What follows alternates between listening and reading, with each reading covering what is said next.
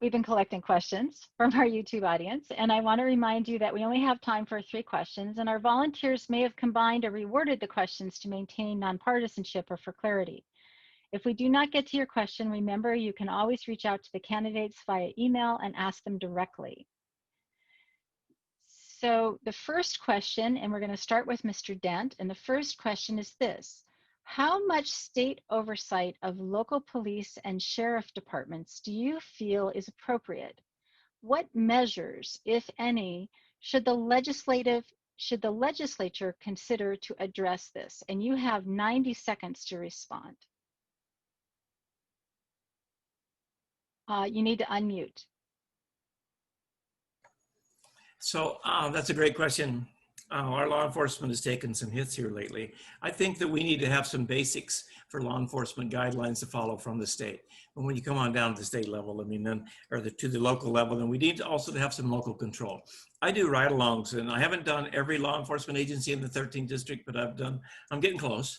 And they all face a different set of problems, a different set of issues, and they all have different asks. And I think that we need to allow them also to put together their programs that work to preserve law and order in their communities. And I think we all want law and order, and I think we need to remember that this is a republic, and a republic is a nation of laws, not of men, and we need to remember that so we can do these things. So, and as a matter of fact, I just had a long talk with the police chief of Kittitas, the town of Kittitas, on Friday, and talking about some of the reforms we could do. The WASPIC, which is a law enforcement member organization, has put together a series of reforms that they would like for the legislature to look at and take a look at how we can implement some of these. And we're going to have to do there will be some amendments to these things, but by and large, they look good.